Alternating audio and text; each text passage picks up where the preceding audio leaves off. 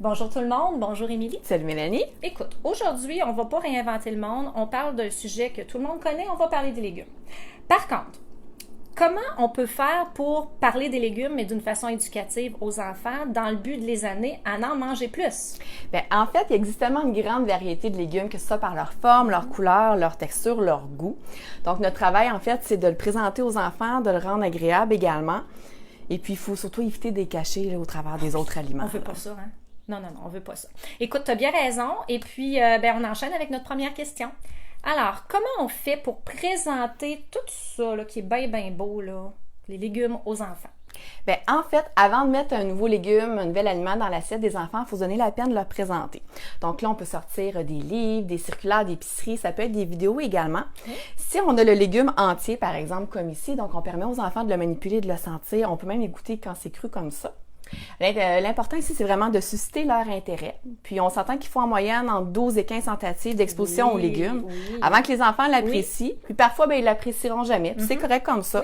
On se donne la peine de continuer de l'intégrer quand même dans les assiettes parce que peut-être qu'un jour, il va changer d'idée. Effectivement. Puis, comment on peut faire pour pousser plus loin encore au niveau intervention éducative? Bien, en fait, pour celles qui ont la chance d'avoir à proximité de leur service de garde un petit marché, une épicerie, vous pouvez vous rendre avec les enfants. Donc, explorer le rayon des légumes, nommer les couleurs, nommer les noms, ces choses-là. Puis, on peut en faire l'achat également. Ah, super! Alors, deuxième question, Émilie. Comment on fait pour rendre des légumes plus attrayants? Parce qu'on veut qu'ils en mangent plus, les enfants. Oui. Pour celles qui ont un petit côté un peu plus créatif, c'est de réussir à amener les enfants à créer des formes avec leurs légumes.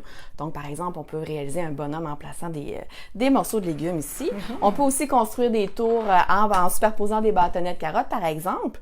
C'est important aussi de se donner la peine de couper nos légumes à la table en présence de notre groupe, parce que peut-être qu'un enfant n'a jamais vu un concombre entier puis il s'attend à ce que ça pousse en rondelles. Hein. Ah, mais c'est vrai, hein? On prend pour acquis que les enfants ont tous vu les légumes avant qu'on les coupe, mais c'est pas le cas. C'est ça. Dans le fond. Puis, penses-tu que mon bonhomme il est beau? Excellent. Merci, j'ai réussi. On peut permettre aux enfants aussi d'avoir à leur disposition des couteaux de plastique, des planches à découper pour leur permettre de couper leur concombre en dés, par exemple. On peut varier aussi les textures dans notre assiette. Donc, on peut passer des patates en purée, des carottes encore un petit peu croquantes ou des tranches de chou cru. C'est plus intéressant comme ça quand on goûte. C'est important aussi d'éviter le camouflage alimentaire, comme on l'a dit tout à l'heure. Hein? Oui, l'enfant, pour être capable d'apprécier un légume, doit savoir qu'il est en train de le manger également. Bien, est-ce que je peux rajouter un petit quelque chose? Parce que dans le fond, si on regarde mon bonhomme, là, manger du poivron comme ça, c'est bon, là. Oui. Mais, tu sais, on s'entend que le manger en bâtonnet, c'est encore meilleur. Puis le manger quand il ressemble à une fleur, c'est vraiment gagnant, là. Bon, c'est ça. Fait que c'est ça que tu nous dis, dans le fond, quand tu dis de varier, tu sais, les bâtonnets, les carottes en rondelles, ça goûte tellement pas pareil. C'est ça, ça change tout. Effectivement. Effectivement. Dernière chose, Émilie, encore là, je vais rajouter, c'est qu'il ne faut pas oublier, hein, on travaille avec les 0-5 ans, fait que c'est super important de blanchir nos légumes. Fait que si c'est un légume le moindrement croquant, là, tu sais, comme carottes, chou-fleur, brocoli, mais à ce moment-là, il faut vraiment les faire blanchir. Une question de sécurité pour nos enfants. Mais là, Mélanie, tu parles de sécurité, je comprends pas. OK. Dans le fond, la sécurité, quand on travaille avec les 0-5 ans, tu le sais, hein, c'est important de tout faire en sorte pour que l'enfant ne s'étouffe pas. Au même titre qu'on tranche les raisins en morceaux pour pas qu'il mange le raisin au complet. C'est la même chose avec les légumes. Donc, une carotte comme ça, il y a des risques d'étouffement, clairement. OK? Fait que, tu sais, il ne faut pas penser que faire blanchir un légume, ça veut dire qu'on le fait cuire au complet, loin de là. Dans le fond, c'est juste 1 minute à l'eau bouillante. Ah, c'est vite, là. Oui, définitivement. Puis il reste encore un petit croquant, le fun. Les enfants apprécient. Souvent, les enfants s'en rendent même pas compte. Mais en service de garde, là, c'est vraiment un incontournable. Dernière question, Émilie. Comment on fait maintenant pour faire susciter le plus d'intérêt aux enfants pour les légumes? Bien, l'activité la plus simple, en fait, c'est de cultiver un petit jardin avec les enfants. Donc, on va transformer cette activité-là en projet à long terme. On les incite à participer à chacune des étapes également. Donc, ils vont avoir un petit sentiment d'appartenance à leur jardin. Ils vont apprendre à suivre les règles, à voir les étapes aussi pour la culture.